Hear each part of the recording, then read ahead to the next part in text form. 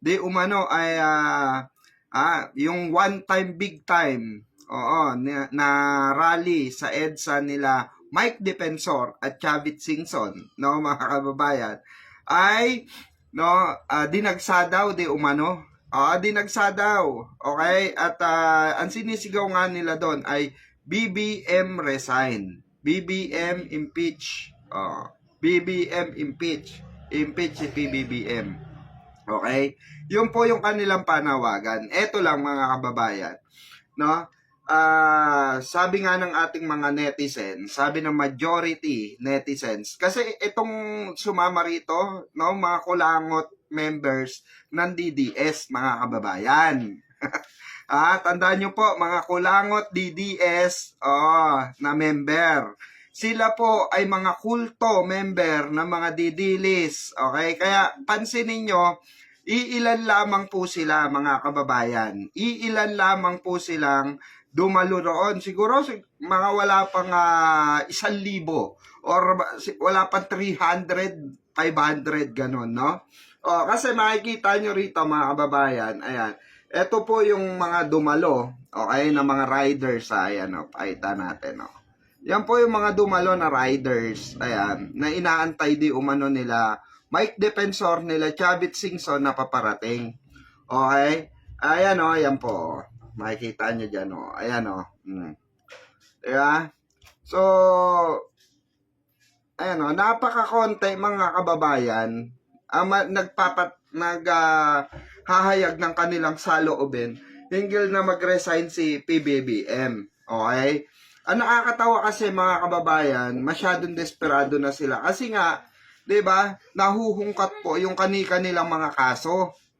Especially kay Chavit Singson po, mga kababayan, nahuhungkat po yung mga reklamo sa Ilocos Norte ng mga ng mga LGUs doon, LGUs member, mga private sector, ng mga negosyante na talagang sinasagasaan at yung winawalang ya sila doon ni Chavit nung mga panahon na si Chavit ay nasa pwesto. Kahit naman ngayon mga kababayan, kaya nga sa patong-patong na kaso at hindi na siya masasalo ng administrasyon Hindi na siya masasalo ng ating mahal na Pangulo dahil bakit? Dahil lumalaban nga ang ating mahal na Pangulo sa mga ganitong klase ng kulangot, okay, sa gobyerno, ng mga ganitong klase sip-sip, ng mga ganitong salot sa lipunan, mga kababayan, kagaya ni Chavit Singson, okay? So, eto po mga kababayan, matibay po na ebidensya ito na wala nang naniniwala sa mga kultong ito. Ayan Naniniwala pa ba sa mga kulto na yan? Di ba? Kitang-kita nyo, sila-sila na lang po nagtatarantaduhan. Sila-sila na lang po gagaguhan sa kanilang agenda laban po sa ating ating pangulo. Okay? Kaya nga nakakatawa na lang itong sinabi ni rito, no? Ni Mike Defensor, ito.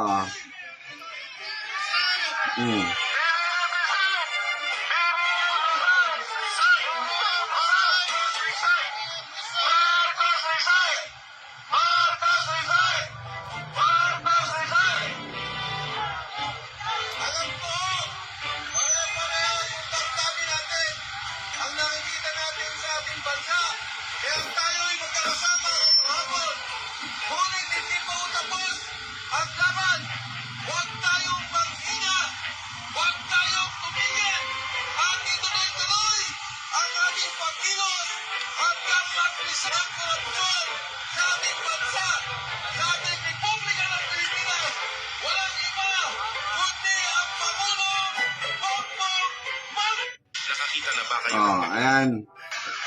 Pansinin nyo mga kababayan, ganito sila magsalita ngayon kasi nga nasagasaan sila ng administrasyong Marcos, 'di ba? Nung panahon ni Duterte, mga kababayan, explain lang natin shoutout pala sa mga bagong dating po diyan. Ayan, mega love shoutout po. Salamat po sa pagantabay dito sa ating live streaming, no? Ito po mga kababayan, pansinin nyo, no? Sila po ay tahimik nung panahon ni Digong. Remember lamang po. Nung panahon po ni Digong, sinabi mismo ni Digong na siya ay nagnakaw. Okay? In live television po niya sinabi yon. Okay? Sa dami po ng tao, sinabi niya yon na siya ay nagnakaw. Yun nga lang, naubos na. Yun ang pagkakasabi niya. Okay? Sino po ang rito? Sino po ang nakakaalala dito na sinabi ni Digongyo na siya ay nagnakaw? In live television po, in nationwide, nakapanood po niyan. Even sa ibang bansa. Napanood po yan. Press 1 po. Dun sa mga sa mga tawag dito, naniniwala na nagnakaw si Digong dahil umamin si Digong mismo. Diba? Ayan Press 1 po kayo. So, yun nga Yun nga ang masaklap doon mga kababayan. Kahit na sinabi ni Digongyo na siya ay nagnakaw, eto ba sila Mike Defensor, sila Chavit Singson, at ang iba pa na mga umaano ngayon, umaatake sa ating mahal na Pangulo. Dahil nilabanan ni Pangulo, inilabas ni Pangulo yung mga ghost project, flood control issue, mga pagsagasa sa mga mining industry, di ba?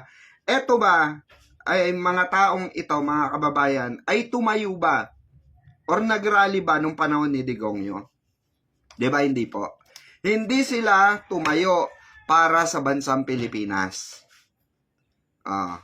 Alam nyo po kung bakit ngayon nag-iingay sila? Kasi nga po, mga kababayan, nabibisto yung mga katarantaduhan nilang ginagawa sa sambayan ng Pilipino.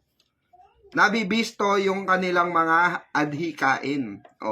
Di ba kung matatandaan nyo, si Chavit Singson, nag-hire pa ng vlogger-vloggeran yung nasa viral video na kung saan si yung taba, 'di ba? Yung nag-viral dun sa audio clip na lumabas na binabayaran ng 10,000, 'di ba? Binabayaran sila.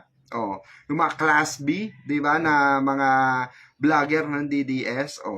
Si Taba po, yun yung ang binayaran ni Chavit ngayon.